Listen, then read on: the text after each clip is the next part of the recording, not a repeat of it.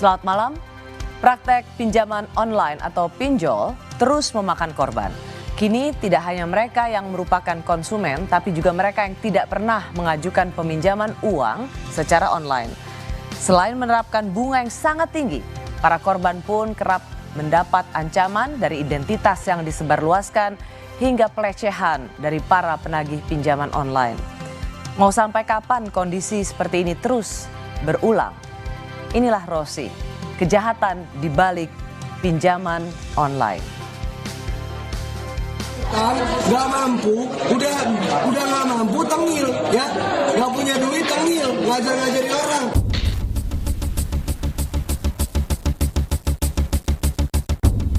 Dan saya mohon maaf dan berjanji tidak akan mengulangi lagi. Dan saya mengingatkan, jangan sekali-sekali masuk dalam jebakan pinjol, karena akan menyengsarakan kita sendiri.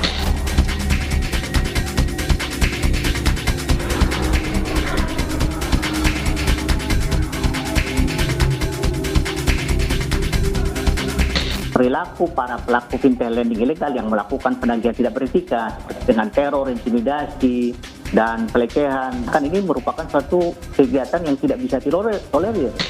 Dasar ya Anda ya, banyak ngomong. Saya konfirmasi baik-baik dari awal. Anda kenal nggak? Ini benar namanya Bapak Nugraha. Nah terus nomornya nomor ini. Tidak kenal.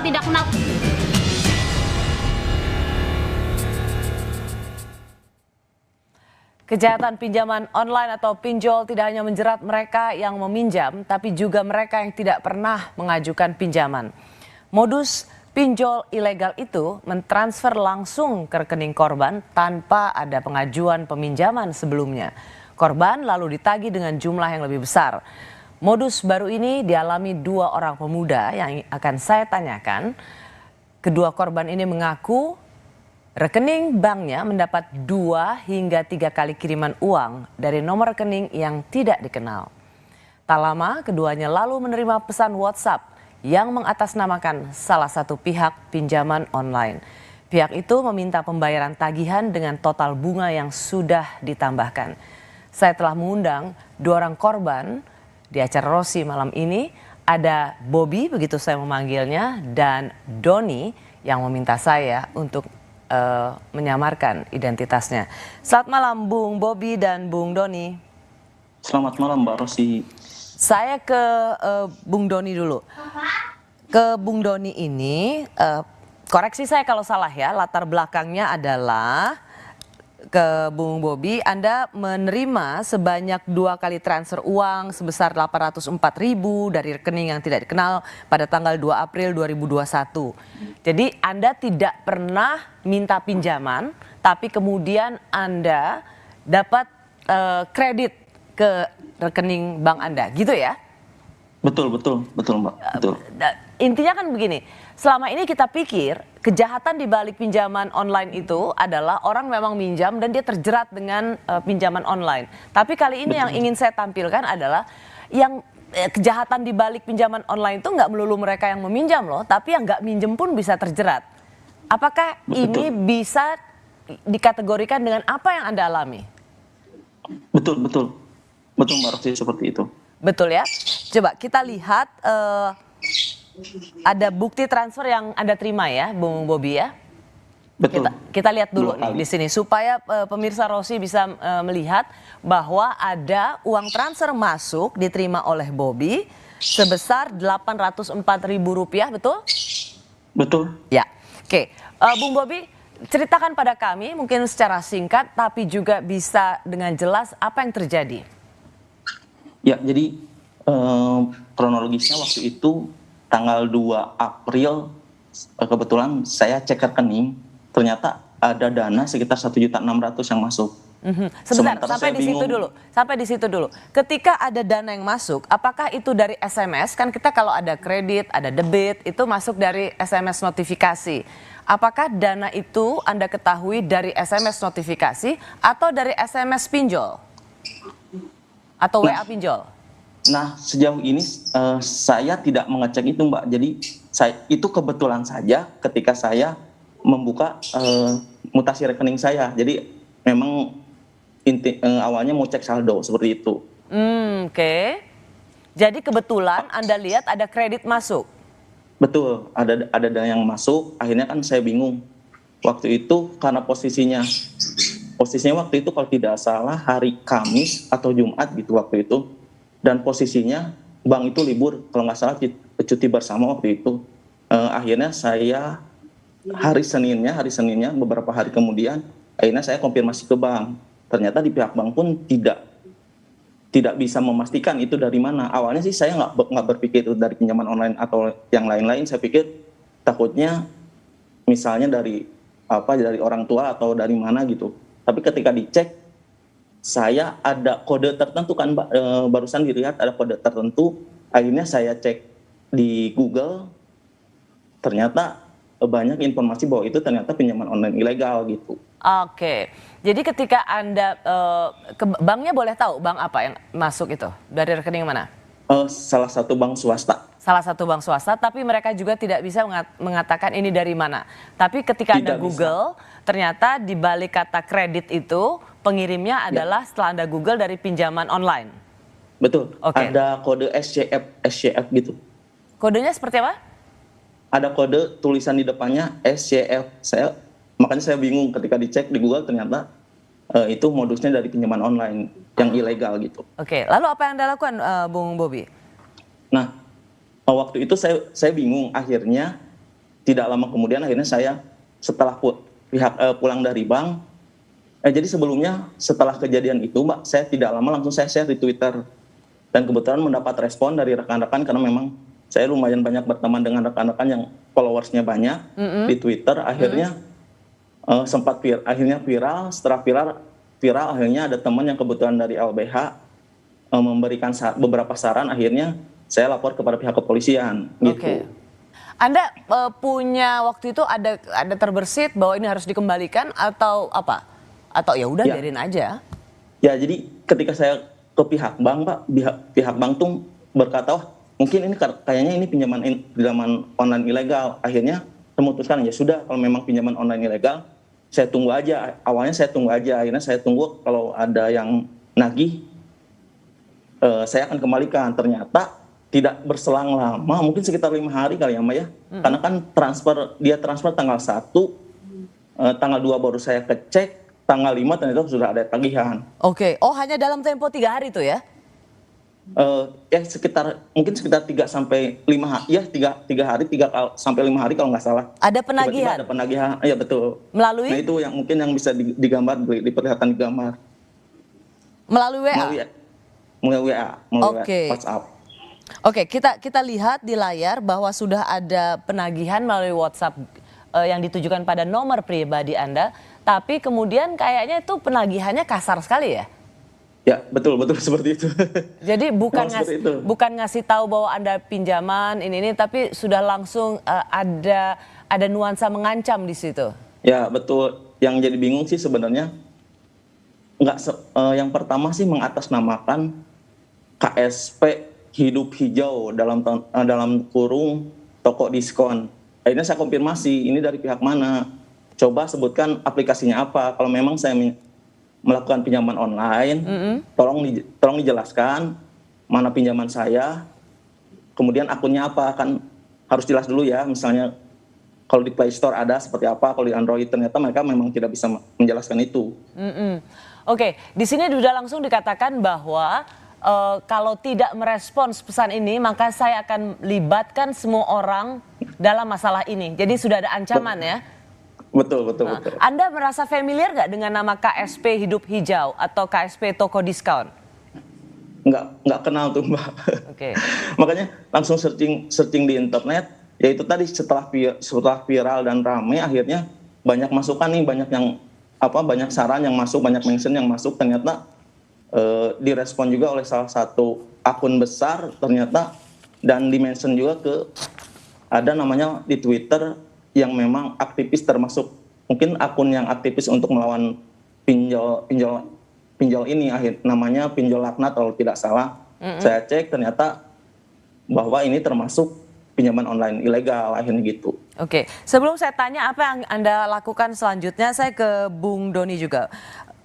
Latar belakang Anda Anda menerima 3 kali transfer uang dengan total 2.345.000 pada tanggal 10 Mei 2021. Kemudian pada saat Lebaran tanggal 13 Mei, Anda menerima telepon dari debt collector atau penagih utang untuk segera mengembalikan uang pinjaman beserta bunganya karena sudah jatuh tempo. Sama seperti Bobby, Bung Doni adalah orang yang tidak pernah meminjam apapun atau serupiah pun dari pinjaman online, betul? Betul, Mbak. Oke, jadi Anda tiba-tiba datang uang masuk kredit ke rekening bank Anda dan kemudian Anda ditagih. Iya, betul, Mbak. Jadi saya itu lagi ngambil uang di ATM. Tapi saya sadar ada uang lebih di situ. Nah, setelah saya cek, itu uang tuh di-keep dulu sama saya, karena saya nggak tahu itu uang dari mana kan. Terus setelah itu, saya cek-cek, saya nunggu kabar. Nah, pada saat Lebaran itu, tiba-tiba saya dapat WhatsApp, tagihan yang seperti Bung Bobby itu tadi. Gitu. Apa isi WhatsApp-nya? WhatsApp-nya menagih, Mbak. Menagih seperti percis kayak Bung Bobby yang tadi. Persis? Persis. Kayak gini, yang seperti yang saya ingin coba kita tampilkan di layar Kompas TV, WhatsApp yang Anda terima, yaitu apakah Anda bisa mengkonfirmasi seperti ini, dicari maling jika Anda yang mengenal. Nah, itu setelah ditagih, Mbak. Jadi setelah ditagih-tagih, saya kan nggak merespon. Iya, tidak merespon. Nah, akhirnya saya diancam dan sampai sekarang itu udah disebar data saya. Sekali lagi saya ingin mendapat konfirmasi dari Anda berdua bahwa sama sekali tidak pernah meminjam uang dari pinjol Rp1 pun. Tidak pernah. Tapi kemudian dalam beberapa hari Anda mendapat ancaman harus melunasi utang dan data Anda tersebar sedemikian luas. Iya, betul, Mbak. Saya mau ke Bung Doni. Jadi kalau kita kembali ke foto yang tadi, Anda langsung disebarluaskan sebagai tadi yang matanya tertutup, dicari maling. Ini berapa lama Anda tahu bahwa ini sudah disebarkan oleh pinjol? Baru kemarin saya dikabarin oleh keluarga saya ada yang masuk kayak gitu, Mbak. Oke. Antara waktu nagih dengan foto ini beredar berapa lama, Bung Doni? Sekitar 1 minggu, Mbak. Hanya 1 minggu? Iya. Oke. Untuk menghentikan kelakuan mereka atau ancaman mereka, pernah nggak Doni berpikir bahwa ya udah deh, meskipun aku nggak minjem, gue balikin aja deh uangnya? Saya sempat mikir kayak gitu, Mbak. Akhirnya saya sempat ngangkat telepon dari mereka kan. Saya berbicara, dia minta balikin segala macam sama bunganya, tapi saya nego, saya nggak meminjam uang itu, saya balikin sesuai yang ditransfer aja kalau kata saya. Terus? Nah, mereka tadinya tidak mau, malah maki-maki saya. Dan akhirnya dia mengiyakan. Tapi dengan syarat saya bilang, saya minta virtual account perusahaannya, baru saya transfer. Tapi yang dia kasih itu nomor rekening pribadi. Oke, bukan nama perusahaan, Bukan. nama PT. Bukan. Okay. Nah, terus dia minta ditransfernya itu dua kali tahap. Saya di situ langsung bingung, kenapa mesti 2 kali kan, gitu. Akhirnya saya di situ udah memutuskan gitu. Ya udah deh, jalan tengahnya gini aja. Kalau emang seandainya Mbak atau Masnya mau uang kembali, tapi saya ngembaliinnya sesuai yang ditransfer aja. Kita ketemuan dan janjian gitu. Tapi mereka menolak itu. Jadi sama sekali tidak pernah ada itikat dari mereka untuk ketemu. Semuanya diselesaikan melalui telepon dan WhatsApp. Iya, karena menurut mereka katanya, Mas meminjam melalui online dan kembalikan harus melalui online juga. Mereka bilang kayak gitu. Apakah kemudian foto Anda yang tadi disebar itu juga disebar ke kontak-kontak yang Anda punya di handphone? Iya, di random, Mbak. Jadi teman-teman Anda, keluarga itu tahu tuh Anda dicari maling gitu-gitu? Nah, saya ngantisipasi sebelum itu, Mbak. Jadi saya nyari tahu segala macam, proses sebar data segala macam. Jadi sebelum disebar data, saya udah nginfoin semua ke kontak WhatsApp saya. Oke. Gitu. Jadi Anda merasa cukup beruntung ya bahwa foto Anda dicari maling, tidak bayar itu tidak keburu tersebar? Iya, saya keburu nginfoin. Oke. Tapi infoin kan satu hal, artinya mereka tahu. Tapi udah kesebar belum? Belum disebar waktu pas infoin itu. No. Maksud saya adalah apakah kontak Anda di nomor telepon yang Anda miliki sudah sempat menerima foto bahwa Anda tuh dengan mata tertutup dicari maling sebagai maling? Apakah itu sudah sempat tersebar? Belum sempat, Mbak. Belum sempat. Kalau Bobby? Kalau saya untungnya Mbak, karena memang misalnya terlanjur sudah viral, akhirnya saya disarankan untuk langsung lapor polisi dulu. Akhirnya setiap mereka WhatsApp, saya kirim awalnya saya konfirmasi seperti ini. Saya atas nama saya tidak pernah melakukan pinjaman ke perusahaan yang Anda sampaikan. Untuk itu saya akan mengembalikan hanya dengan catatan sesuai dengan nominal yang pihak perusahaan Anda transfer. Jika tidak, awalnya ini sebelum saya ke kantor polisi, jika tidak, saya akan melaporkan ini ke kantor ke kepolisian. Mereka ya istilahnya mereka ngeyel, ya sudah silakan, jangan ribet lah, ya ini itu. Akhirnya saya langsung lapor ke polisi. Akhirnya ke kepolisian, kemudian setiap ada yang nge-WA yang melakukan penagihan, saya kirim BAP itu gitu. Mereka maunya pembayaran utang itu sekaligus bunga ya? Ya betul. Jadi dari 804.000 waktu itu 5 hari kemudian saya harus bayar 1,2 gitu, 1,2. Hanya dalam tempo berapa hari bunganya udah naik berapa kali lipat itu? Iya. Kan ada bedanya antara Doni sama Bobby. Doni merasa beruntung karena udah dikasih tahu dan identitasnya tidak disebar ke teman-teman di kontaknya. Kalau Bobby termasuk foto-foto identitas bahwa Anda ngutang, maling, itu disebar juga nggak ke kontak-kontak Anda? Jadi hampir bersamaan setelah saya melakukan pelaporan ke BAP ke kepolisian, saya pun sama Mas Doni tadi, memang saya lebih, kalau boleh dibilang ya, lebih proaktif nyari-nyari info kemana-mana gitu, dari Google, dari rekan-rekan banyak yang mention dan lain-lain. Akhirnya memang solusinya adalah yang pertama adalah kita klarifikasi kepada kontak-kontak kita. Saya pun melakukan hal yang sama, bahwa jika ada yang melakukan penagihan, saya share kronologisnya, saya jelas dari pertama mereka transfer sampai ke lain-lain, saya jelaskan kepada mereka. Akhirnya kontak-kontak saya mengerti. Tapi yang anehnya sih sebenarnya mereka hanya belum ada laporan ke saya bahwa ada yang nyebar data. Cuman yang jelas yang laporan ke saya hanya ayah mertua saya. Oh, nyampe ke ayah mertua?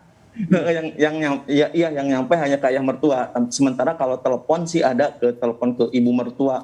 Untungnya ayah ibu saya enggak. Kok bisa tahu? Pinjol itu kok bisa tahu itu ayah mertua Anda? Dari ya nama mungkin kontak, Mbak. karena Mbak di nama kontaknya, Mbak. Ayah mertua, ibu mertua. Pertanyaan saya, kok bisa mereka mengakses kontak Anda? Ya, Mbak, itu yang jadi pertanyaan saya sendiri. Doni dulu, Doni. Nah itu Mbak yang saya pertanyakan, Mbak. Saya sampai bingung kenapa kontak saya bisa ada di mereka gitu. Oke. Anda sendiri nggak tahu bagaimana kontak itu bisa sampai. Kalau Bobby ayah mertua tahu juga nggak tahu. Kok bisa tuh pinjol sampai tahu nomor telepon ayah mertua? Iya. Kalau saya sih memang bingung sih. Cuman kalau ngelihat dari modusnya, ngelihat informasi ya memang pada intinya sih mereka memang melacak kontak kita, terus kemudian ya tapi gimana cara mereka tahu itu kontak sehingga bisa tahu ini orang paling dekat nih, yang paling gampang untuk dipermalukan? Berdasarkan informasi sih biasanya yang sering kontak. Sering ditelepon.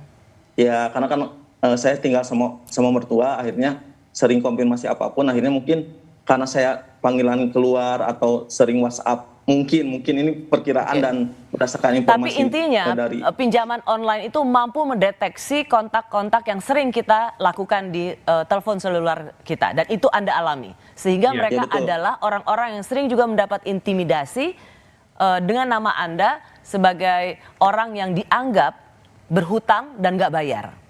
Betul. Baik, saya kembali sesaat lagi.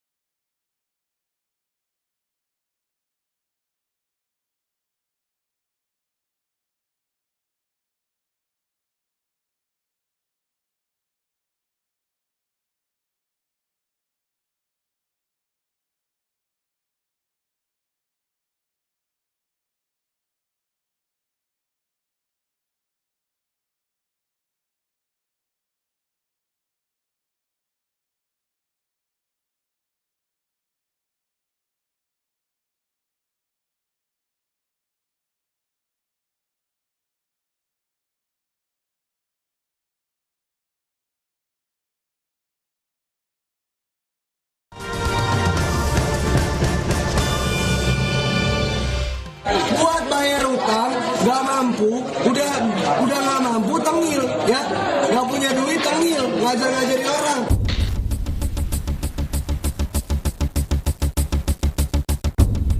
Dan saya mohon maaf dan berjanji tidak akan mengulangi lagi.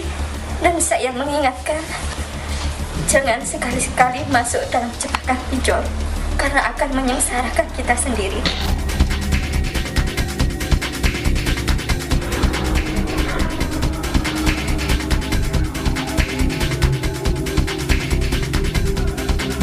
Perilaku para pelaku fintech lending ilegal yang melakukan penagihan tidak beretika dengan teror, intimidasi, dan pelecehan, kan ini merupakan suatu kegiatan yang tidak bisa ditolerir. Dasar ya Anda ya, banyak omong. Saya konfirmasi baik-baik dari awal. Anda kenal nggak? Ini benar namanya Bapak Nugraha. Nah terus nomornya nomor ini. Tidak kenal, tidak kenal.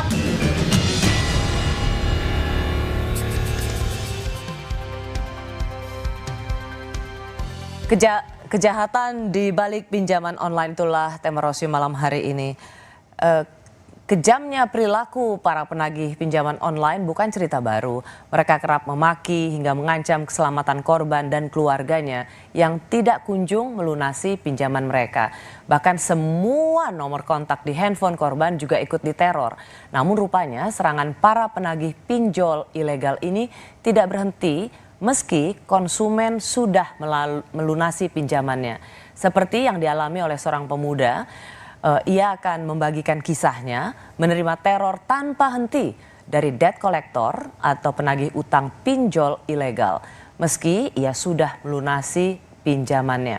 Selain itu saya juga akan mengundang seorang yang sangat aktif mengamati modus kejahatan di dunia pinjaman online. Ia adalah admin dari akun Twitter Pinjolers Official yang juga meminta disamarkan identitasnya. Selamat malam Bung Banu.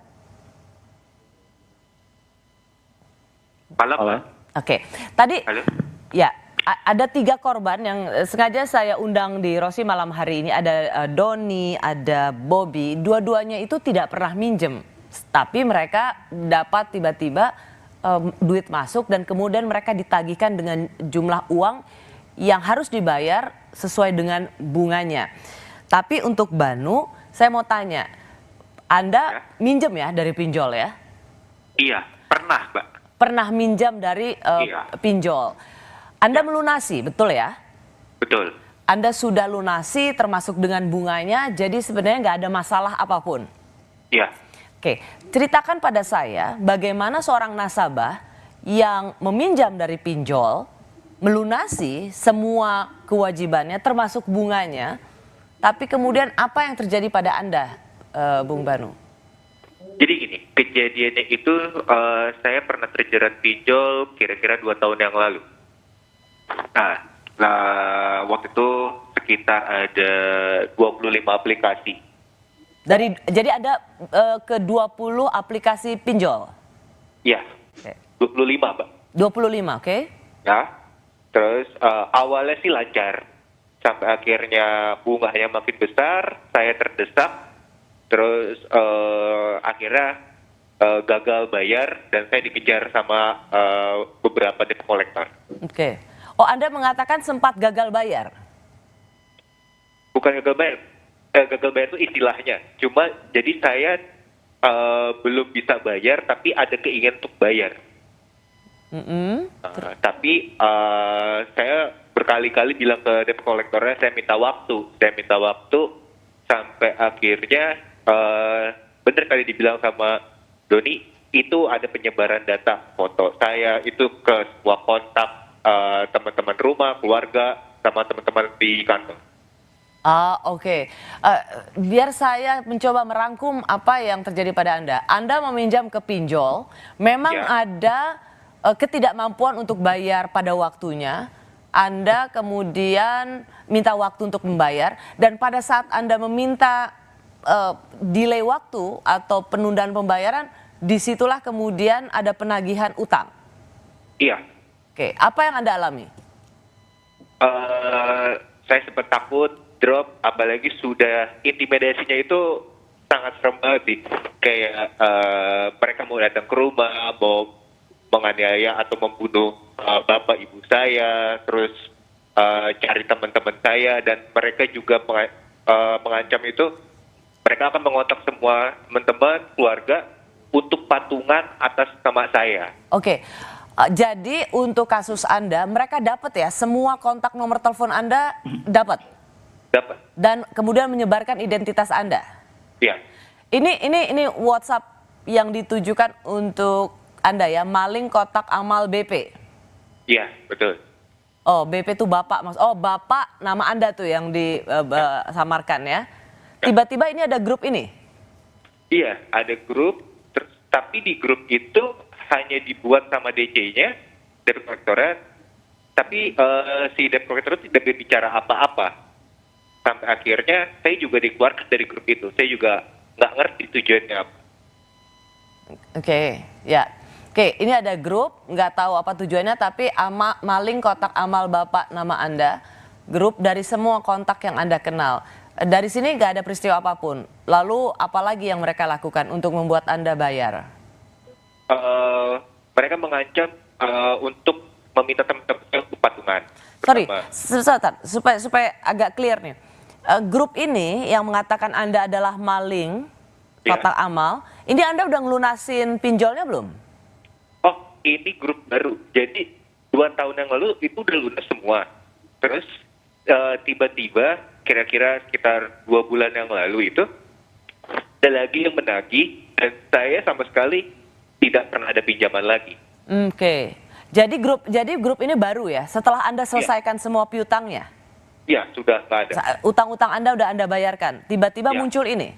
Betul. Oke. Lalu? Lalu ya, saya beruntungnya teman-teman dan beberapa keluarga saya yang ada di grup itu konfirmasi, nanya, Mas, sampean ada utang apa lagi? So, saya juga awal bingung, utang apa lagi? Terus kok yang pembuat grup juga tidak bisa ditelepon, terus tidak merespon WhatsApp. Setelah itu kita dikeluarkan dari grup itu. Bung Banu, ada yang tidak saya mengerti. Tadi Anda sempat mengatakan bahwa memang ada situasi di mana Anda nggak bisa membayar dan minta waktu. Lalu kemudian muncullah, tolong ceritakan ini lebih runtun. Kapan Anda merasa, kan Anda meminjam, lalu Anda merasa tidak mampu membayar. Ya.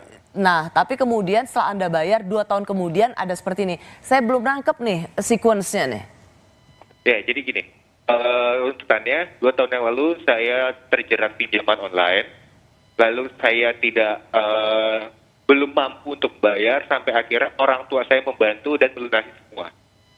Setelah melunasi semua, tahun berikutnya tidak ada apa-apa. Lalu muncul lagi ada beberapa debt collector yang menagih, dan foto-foto lama itu muncul lagi. Jadi menunjukkan kesan saya meminjam lagi. Oke, coba sebutkan tahun berapa Anda meminjam, tahun berapa Anda melunaskan, dan kemudian tahun berapa identitas pribadi Anda disebarluaskan? Itu di pertengahan 2018 saya minjem? Tidak sanggup ya, sudah terjerat dan tidak ada uang lagi untuk mengembalikan. Karena saya saat itu juga berpikir kok bunganya makin gede, besar, makin besar, dan saya juga berpikir udahlah ini saatnya stop. Saya mau bayar semua, tapi ternyata uangnya tidak cukup dan saya dikejar-kejar terus sampai akhirnya orang tua saya membantu untuk melunasi semua. Oke, di bail out lah ya sama orang tua ya? Ya. Dilunasi. Jadi sebenarnya 2018 itu udah clear, lunas semua? Ya. Oke. Lalu kapan kemudian identitas Anda disebarkan ke semua orang sebagai maling? Itu 2 tahun kemudian? Iya. Yang mana itu tahun lalu, 2020? Iya, betul. Oke. Apa saja identitas yang disebarkan? Seperti apa? Identitasnya itu ada foto saya lagi santai di rumah, ya kan, sedang menguras akuarium, terus ditulis di situ, di editnya, pertama itu ada maling kotak amal, kedua seorang pedofilia. Seorang pedofilia? Ya. Foto Anda dengan jelas wajahnya? Ada background, foto saya, nama lengkap, nomor telepon, tapi tidak ada alamat. Di bawahnya itu tulisannya, buat saudara-saudara, hati-hati terhadap orang orang di foto ini, apabila Anda memiliki anak umur 5 sampai 7 tahun, harus dijaga baik-baik karena orang ini seorang pedofilia. Terus di bawahnya itu Polda Metro Jaya dan nomor telepon. Nah, awalnya saya sempat kaget loh, ini maksudnya apa? Dan di bawah itu kan tulisan Polda Metro Jaya. Tapi nomor teleponnya bukan nomor telepon kepolisian, justru malah nomor telepon saya sendiri. Ketika adik saya ngecek, ya udah coba telepon aja, bener nggak nih Polda Metro Jaya? Pas dicek, loh, oh ini nomor telepon Mas sendiri ya. Itu disebarkan kemana foto Anda dan kemudian diberikan labeling seorang pedofilia, itu disebarkan kemana saja? Random, semua yang ada di kontak handphone Anda? Ya, jadi dari polanya sebenarnya gini Mbak, dari semua kontak itu mereka randomnya itu melihat dari 3 bulan terakhir panggilan kita di log panggilan. Terus atau bisa juga mereka melihat dari SMS kita itu selama 3 bulan terakhir dengan siapa aja. Oke, berarti dia bisa mengakses panggilan masuk, panggilan keluar, termasuk juga kontak ya? Ya, betul. Oke, tapi saya nggak ngerti, Anda kan ngutang, meskipun sempat punya ketidakmampuan bayar on time gitu, Anda utang di pinjol, tidak bisa bayar on time, tapi toh akhirnya Anda melunaskan itu semua dan ada butuh 2 waktu. Apa motifnya pinjol ini harus menyebarluaskan identitas Anda dan kemudian mengatakan kemana-mana ke seluruh kontak Anda bahwa Anda adalah seorang pedofil? Nah, jadi gini Mbak, setelah saya pelajari dan saya pernah bertemu dengan beberapa teman-teman yang gagal bayar atau jadi korban pinjol juga. Ketika kita melunasi, secara otomatis data kita itu akan jadi data yang baik dan menggiurkan untuk diperjualbelikan oleh para debt collector. Nah, karena kesalahan saya yang dulu 2 tahun yang lalu, data saya sudah di-copy sama mereka. Nah, mungkin ada beberapa debt collector yang iseng, mereka mencari uang, terus menakut-nakuti saya, teman-teman dan keluarga saya disuruh patungan, dan tujuannya untuk mereka mencari uang aja. Oke. Karena kalau di aplikasinya saya udah nggak ada apa-apa.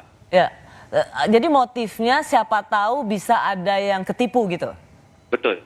Oke, kalau misalnya kayak kotak amal, siapa tahu ada yang transfer gitu. Tapi kalau untuk menistakan reputasi Anda sebagai seorang pedofil, apa untungnya buat pinjol?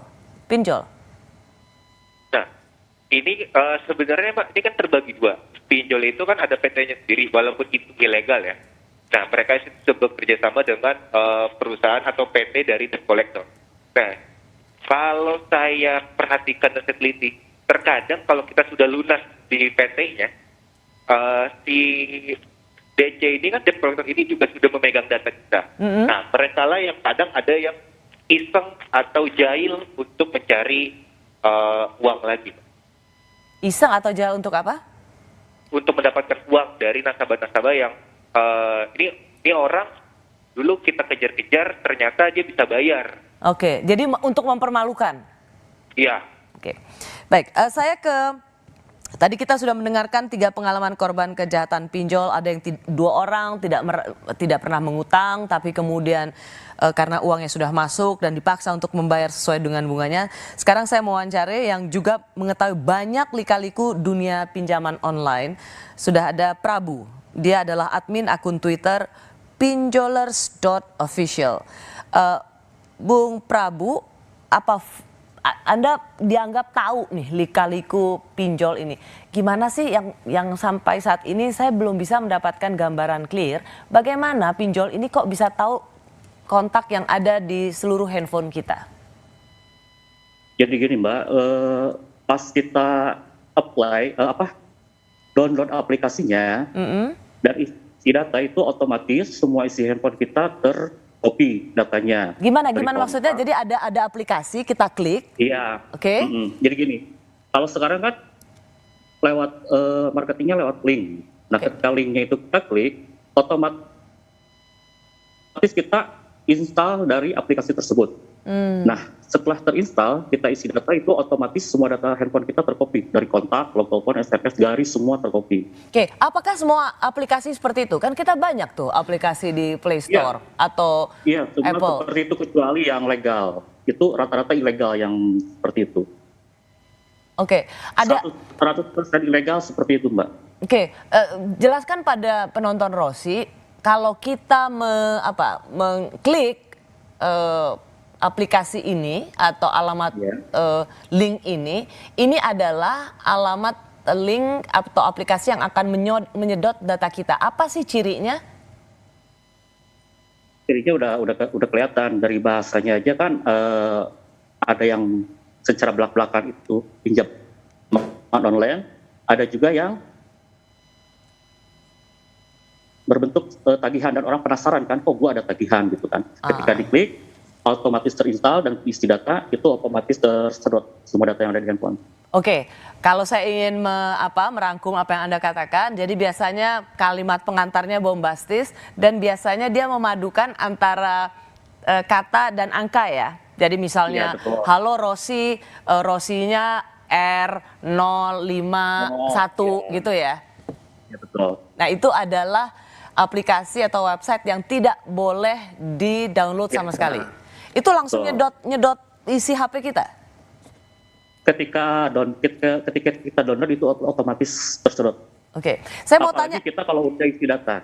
Oke, saya mau tanya Bung Dodi sama Bung Bobby yang sini. Anda pernah merasa mendownload itu nggak? Aplikasi yang agak aneh-aneh gitu deh. Saya nggak pernah, Mbak. Mosok. Sama sekali saya nggak pernah download aplikasi itu. Makanya saya pas begitu di WhatsApp, Kaget. saya tanya nama aplikasinya apa, saya langsung cek di Play Store. Pada saat di Play Store nggak ada, saya udah mulai curiga gitu. Saya langsung bilang dan saya balik WhatsApp, saya nggak pernah nginstal sama sekali itu aplikasi gitu. Oh, oke. Kalau gitu Bung Prabu, kalau misalnya contoh seperti ini, itu berarti random aja ya orang ngasih kredit ke nasabah atau orang kayak kita? Nggak semua aplikasi itu nggak ada di Play Store, kadang-kadang lewat website juga ada. Jadi Anda tetap mencurigai kita pasti pernah mengunduh itu?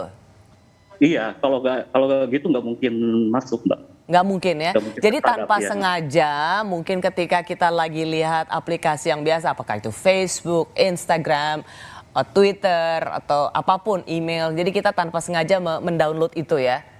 Ya betul, nggak mungkin tiba-tiba. Oke, Anda banyak mempublish cara kerja penagih utang. Ya, kita lihat dulu sedikit bagaimana kejamnya mereka yang menagih utang pada para nasabah. Ya udah kau nggak usah bayar. Dengar, kau nggak usah bayar. Saya penenas kotak-kotak. Ingat ya, kau nggak usah bayar. Gua bikin malu si keluarga lu, utang 600 saya nggak buat bayar lu. Jangan batuk begitu lu, udah mau mati pakai batuk lu. Utang bayar lu, nek utang lu bayar. Sadis-sadis ya. Tapi kalau saya lihat ini sengaja kami samarkan. Tapi juga Anda Bung Prabu rata-rata masih anak-anak muda ya?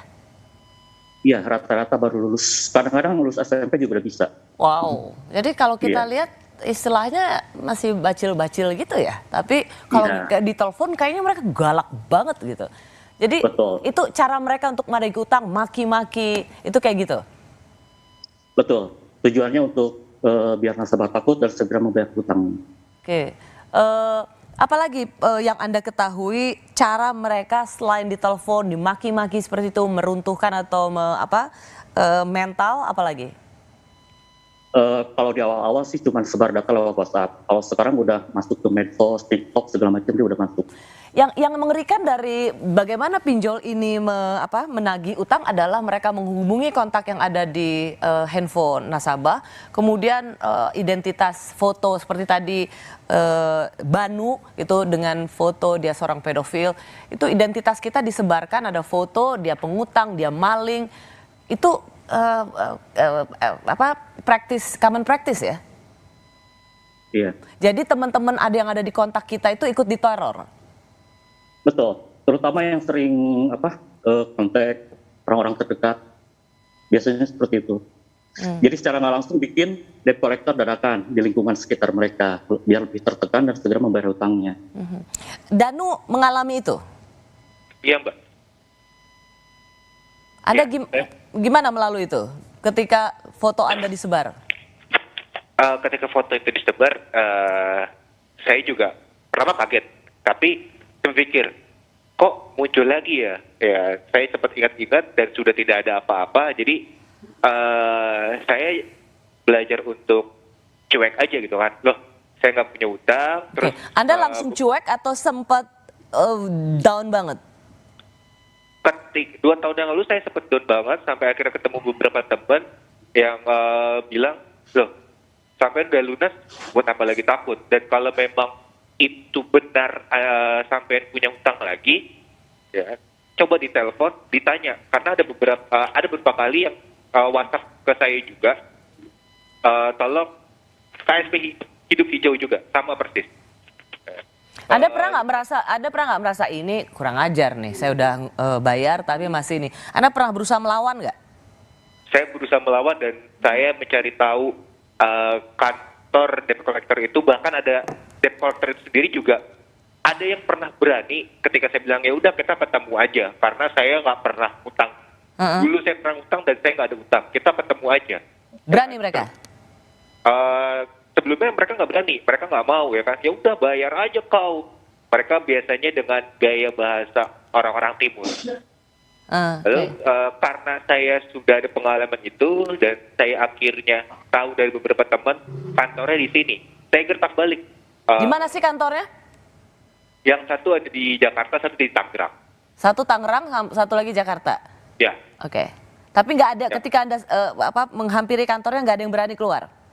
Enggak, jadi saya nggak keluar, Mbak. Jadi ketika saya sampai, saya telepon, diangkat, saya bilang, saya depan kantor. Ya, coba keluar, saya fotoin, security-nya yang keluar nahan. Sampai akhirnya saya bilang, Pak, Bapak, saya tahu Bapak security di sini mengamankan. Saya nggak mau marah-marah, Pak. Saya cuma mau ketemu orang ini. Karena orang ini sudah mengancam mau membunuh keluarga saya. Ya kan, terutama ibu saya yang dicecar habis. Bilang ibu saya seorang, maaf, perempuan tidak benar.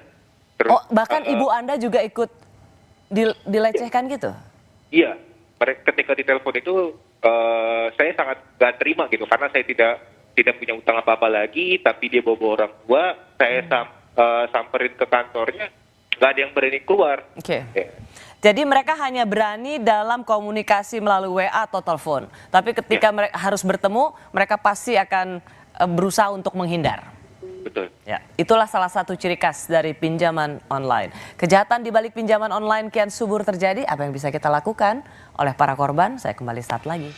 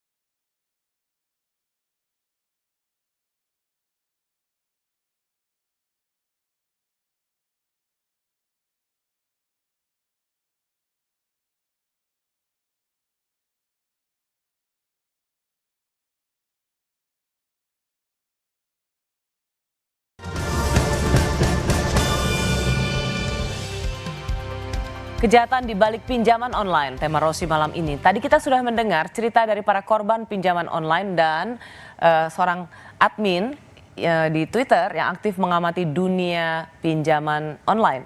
Di bagian ini saya mengundang Ketua Satgas Waspada Investasi OJK atau Otoritas Jasa Keuangan Bapak Tongam Lumban Tobing. Selamat malam Pak Tongam, selamat bergabung bersama Rosi di Kompas TV. Selamat malam Pak Rosi. Pak Tongam, kita sudah mendengar begitu banyak korban berjatuhan karena pinjaman online ini. Ini juga bisa dianggap OJK tidak cukup mampu untuk mendeteksi dan kemudian cepat menutup pinjol-pinjol ini supaya tidak memakan korban yang begitu banyak. Malam hari ini Pak Tongam, dari lika-liku pinjaman online ini kok bisa sih orang begitu gampangnya terjerat pinjaman online, dia nggak minjem atau dia sudah melunasi tapi masih diancam. Bagaimana jeratan pinjol ini bisa sampai masuk dan menistakan kehidupan nasabah? Ya, pertama-tama ingin kami sampaikan bahwa tujuan utama keberadaan pinjaman online ini seperti kita ketahui dengan sebutan fintech peer-to-peer lending adalah untuk menjembatani kebutuhan dana masyarakat yang tidak bisa dilayani oleh sektor jasa keuangan formal. Pinjam ke bank tidak bankable, ke perusahaan pembiayaan tidak bisa, ke pegadaian tidak ada barang jaminan, kemudian masuklah ke fintech ini untuk mendapatkan pendanaan. Tentunya keberadaan ini sangat dibutuhkan masyarakat. Kalau kita lihat data dari fintech lending yang legal bahwa jumlah akumulasi pinjaman saat ini sampai dengan hari ini sampai 181 triliun dan dengan outstanding 19 triliun dan borrower atau peminjamnya ada 55 juta. Nah, ini membuktikan bahwa memang pinjaman online dan ini pinjaman online memang dibutuhkan masyarakat. Betul. Nah, kita bisa bagi dua ya. Di satu sisi adalah pinjaman legal dan pinjaman ilegal. Kalau kita membaca tadi data dari pinjaman legal itu memang dibutuhkan masyarakat dan yang menjadi masalah adalah ini pinjaman ilegal yang saat ini jumlahnya 3.193. Persis, itu tadi pertanyaan saya Pak Tongam. OJK tidak cukup mampu untuk bisa memisahkan sehingga para nasabah jangan sampai terjebak lagi sebagai korban. Misalnya OJK, jangan klik yang websitenya seperti ini atau nomor teleponnya seperti ini. Bukankah mereka punya ciri-ciri yang sama sebagai pinjol ilegal? Iya. Kita harus bedakan antara yang legal dan ilegal. Yang legal memang di bawah pengawasan OJK, tetapi yang ilegal itu ditangani oleh Satgas Waspada Investasi oleh 13 kementerian lembaga. Nah, ciri-ciri pinjaman online yang ilegal kita bisa ketahui bahwa memang tidak terdaftar di OJK. Makanya saya katakan kepada masyarakat, apabila ingin meminjam, coba cek dulu apakah entitas tersebut, aplikasi tersebut merupakan aplikasi yang terdaftar di OJK. Oke, Pak Tongam bisa nggak misalnya gini, nomor kontaknya itu udah punya ciri khas biasanya plus 91 dari India atau plus sekian yang bisa nggak? Jangan. Itu tidak bisa kita generalisasi karena mereka mencari peluang-peluang yang memang menyamarkan seakan-akan mereka legal. Oleh karena itu salah satu cara yang paling utama adalah dengan mengecek keberadaan atau legalitas dari entitas itu. Hanya itu satu-satunya. Karena tadi seperti tadi saya sudah katakan pada Pak Tongam, Pak, ini kita bicara tentang orang yang butuh uang dan dalam keadaan terhimpit. Mereka mungkin sudah nggak punya pikiran panjang untuk ngecek dulu ke OJK. Minjem 1 juta, 2 juta, karena kan nggak banyak. Cepat tanpa agunan bisa saat itu juga. Kalau itu bisa dilakukan rasanya mungkin mereka sudah sedemikian terjepit sehingga nggak punya waktu lagi atau nggak berpikir panjang untuk cek dulu di website OJK. Ya, saya kira keadaan terpaksa itu tidak merupakan suatu alasan bahwa kita abai melakukan pengecekan legalitas karena ini menyangkut pada kelangsungan pinjaman kita. Oleh karena itu literasi kepada masyarakat ini penting kita lakukan. Jangan pernah ke fintech lending ilegal. Baik, itu salah satu solusinya. Buat yang minjem, berarti ini solusi untuk Banu. Dia mau meminjam ke 20 pinjol dan ternyata semuanya ilegal dan data dia sudah melunasi tapi data dia tetap disebarkan sebagai seorang yang maling dan nggak bayar hutang. Tapi bagaimana dengan Doni dan Bobby? Dia nggak pernah minjem Pak Tongam, tapi mereka ditransfer aja gitu duitnya dan kemudian mereka diintimidasi, diteror supaya mengembalikan uang yang tidak pernah mereka pinjam dengan bunga. Ya, memang berbagai modus dilakukan para pelaku pinjaman online ilegal ini. Mungkin salah satunya adalah seperti yang pengalaman korban tadi. Tapi kita melihat sebenarnya ya, adanya korban yang terjerat pinjaman online tanpa pernah mengajukan pinjaman, ini ada beberapa kemungkinan. Yang pertama, nasabah tersebut menurut kami pernah akses atau download ke aplikasi pinjaman online ilegal dan mengisi data diri, termasuk nomor rekening bank. Walaupun urung meminjam, tapi datanya sudah terekam.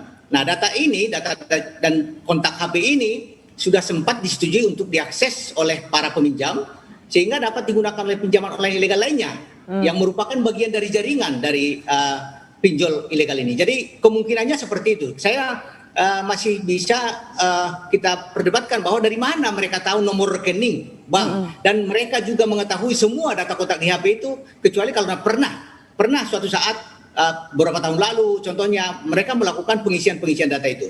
Oke, jadi secara tidak sengaja demikian situasi yang kita katakan, ada pengisian form, ada data pribadi, termasuk juga nomor rekening, sehingga itu yang bisa dikopi oleh pinjol yang ilegal gitu ya Pak Tongam ya? Besarnya seperti itu. Jadi nggak mungkin ujuk-ujuk ya Pak Tongam? Sangat tidak masuk akal ya. Kemungkinan kedua mungkin mereka pernah posting di medsos berisi data kontak HP, kemudian nomor rekening. Tapi tentu tidak semua nomor HP itu akan diketahui. Atau ketiga, alternatifnya mungkin dihack. Tapi ini juga sangat tidak masuk akal. Nah, kami katakan tadi memang kemungkinan pertama tadi pernah download. Karena apa? Karena kok mereka tahu nomor rekening dan semua data kontak di HP itu ini. Kita ketahui juga bahwa satu-satunya kekuatan dari pinjaman online ilegal adalah pada penguasaan data dan kontak di HP. Ini kekuatan mereka. Oleh karena itu, kalau kita sekali mengatakan mengizinkan mengakses semua itu, disitulah mula malapetakannya. Jadi ini yang utama. Memberikan data pribadi pada lembaga resmi saja itu belum tentu baik, apalagi memberikan data pribadi kita pada lembaga ilegal. Itu tentu malapetaka bagi kita semua. Kami kembali saat lagi.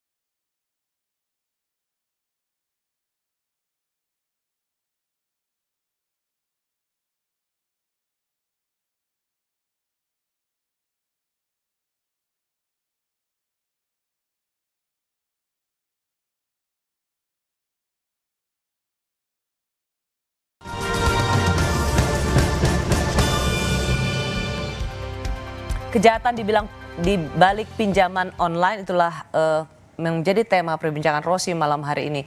Anda sudah mengikuti dari bagian yang pertama, korban mereka yang bahkan nggak minjem tapi kemudian diteror untuk mengembalikan pinjaman. Tapi ada juga yang meminjam, bayar tapi tetap diteror. Tapi pertanyaan besarnya adalah bagaimana data pribadi kita bisa dengan semudah mungkin didapatkan oleh pinjol ini dan kemudian disebarluaskan dengan seluruh terornya. Ada Bobby, ada Doni, ada Banu sebagai korban kejahatan pinjol. Ada juga Prabu yang selama ini mengamati soal atau menjadi admin dari akun Pinjolers Official. Juga ada Pak Tongam dari OJK. Saya memberikan kesempatan di bagian terakhir ini bagi Anda untuk bertanya langsung pada Pak Tongam. Siapa? Bobby ya kayaknya ya? Ya boleh Mbak. Oke. Ya. Selamat malam Pak Tongam. Saya ingin tanya, kan tadi bahwa dijelaskan bahwa memang solusi pertama adalah ketika melakukan pinjaman adalah cek legalitas ya. Terus kemudian kan otomatis bahwa sebenarnya rata-rata yang memang ingin meminjam pinjaman online ngecek di Play Store. Sebenarnya Satgas Waspada Investasi punya wewenang nggak sih untuk mengecek secara berkala? Ya karena kan walaupun berbagai kemungkinan ketika pinjaman online ilegal otomatis akan berubah-ubah. Terus yang kedua adalah sebenarnya kan tadi bahwa perkiraan kemungkinan ini terjadi karena SMS atau WA spam. Sebenarnya pihak yang berwenang bisa nggak sih untuk ya memblokir hal itu? Terlebih kan SMS spam bukan hanya sekedar permasalahan pinjaman online juga, bahwa banyak mengganggu privasi orang lain juga sih sebenarnya. Jadi ada 2 poin itu Pak Tongam Lumban Tobing dari OJK biar langsung bisa dijawab. 1, OJK kan ini ada bahkan Pak Tongam Lumban Tobing ini ada Ketua Satgas Waspada Investasi OJK. Itu biasanya ada di Play Store, Pak. Jadi kenapa kalau emang ini udah rusak gitu ilegal, ya udah dengan otoritas OJK dilenyapkan saja. Iya benar. Jadi seperti saya sampaikan tadi bahwa sampai saat ini kami sudah men-take down, menghentikan kegiatan 3.193 aplikasi. Ya 3.193. Jadi kami juga melakukan cyber patroli untuk mendeteksi secara dini penawaran-penawaran fintech lending ilegal ini dan kemudian kami blokir. Tetapi apa yang terjadi, mungkin kita ketahui bahwa dengan kemajuan teknologi informasi ini, kita blokir hari ini, nanti sore dia bisa ganti nama, bikin baru. Nah yang perlu kita respon adalah dengan penanganan yang sangat masif dari Satgas Waspada Investasi adalah dari sisi masyarakatnya, demand-nya sebenarnya. Bagaimana kita mengedukasi masyarakat agar cerdas dan tidak akses pada fintech lending. Jawaban dari Pak Tongam adalah 1, sudah berusaha di take down, tapi ini ibaratnya patah tumbuh hilang berganti. Jadi 3.000 dihilangkan, ribuan lain muncul. Jadi ini juga tergantung dari kita, jangan sampai menggunakan pinjol ilegal. Yang kedua tadi soal spam itu, kenapa nggak saya ingat waktu itu Menteri Keuangan Sri Mulyani saja mengeluh gitu, masuk SMS dia soal-soal seperti ini. Artinya apa? Data pribadi kita kan diperjualbelikan untuk hal-hal seperti ini, Pak Tongam. Ini persis seperti yang tadi ditanyakan oleh Bobby. Iya, ini memang sudah di luar kewenangan Satgas Waspada Investasi ya. Ini bukan di area bagaimana kita melarang, blast. Ini harus dengan otoritas bersama provider. Tapi yang pasti tadi kami selalu menyampaikan kepada masyarakat, ini mungkin akan kita alami terus banyaknya penawaran-penawaran melalui SMS, media sosial, tetapi saringannya ada di kita. Jadi saringannya ini yang kita perkuat sebenarnya. Ya, saringannya tentu ada di kita, di para konsumen, tapi negara harus bertanggung jawab, data pribadi kita tidak boleh bocor dan data pribadi kita tidak boleh diperjualbelikan. Pak Tongam Lumban Tobing, terima kasih. Selamat malam juga untuk Bung Bobby, Bung Doni, dan Bung Danu telah menceritakan pengalaman Anda. Terima kasih sudah di Rosi. Dalam memenuhi hidup ada kalanya kita terpaksa meminjam uang. Dan dalam situasi tersulit, setiap dari kita pasti akan melakukan apapun karena hidup yang terjepit. Malam ini kita sudah mendengar pengalaman mereka yang kena jeratan pinjaman online.